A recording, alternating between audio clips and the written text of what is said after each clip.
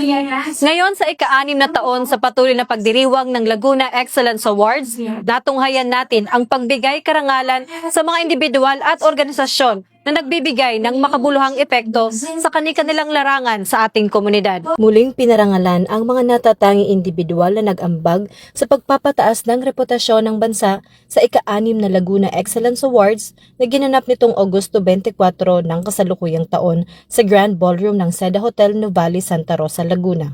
Kinilala sa taunang kaganapan ang mga individual na nagsilbing huwaran dahil sa kanilang husay at dedikasyon sa kani-kanilang larangan. Laguna Excellence Awards, kami po ay nagbibigay pugay sa lahat po ng mga individual, mga companies, public servants na patuloy na nagbibigay ng inspiration and also ng nag-give back sa kanilang mga community. And dito po sa Laguna Excellence Awards, we acknowledge them because what they are doing to the community is really something that to be celebrated. So, maraming salamat po sa patuloy na pagtitiwala at pagsuporta sa Laguna Excellence Awards, and to all the awardees po ng Laguna Excellence Award, we are all proud of you and may you continue to inspire a lot of people. Kabilang sa mga ginawaran ng parangal para sa third set of awards for excellence in public service ang ilang opisyal at kawani mula sa Philippine National Police. Binigyang pagkilala sina Police General Nicolas Torre III, Chief PNP, Police Brigadier General Marvin Joe Saro, Director ng Police Community Affairs and Development Group.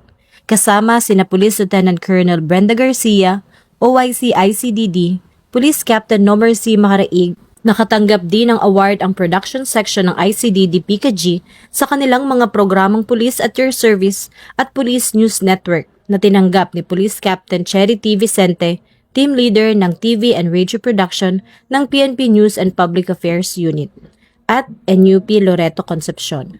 Isa pong malaking karangalan ang mapabilang na bilang awardee dito sa 6th Laguna Excellence Award. At kami po ay nagpapasalamat sa award-giving body na to dahil binigyan nila ng importansya ang ating kapulisan na mapabilang sa karangalan na ito. At sa aking mga kapwa-pulis, sana'y pagpatuloy natin ang magandang serbisyo at alam natin na inaasahan po tayo ng ating mga kababayan. Kaya ating pagbutihin at ating siguruhin yung ating 5 minutes response policy. At ito ang ating service guarantee sa ating mga kababayan kung saan, kung kailangan nila ng tulong ng isang pulis ay darating agad. Ang kanilang tagumpay ay nagsisilbing inspirasyon hindi lamang sa kanilang hanay, kundi pati na rin sa taong bayan.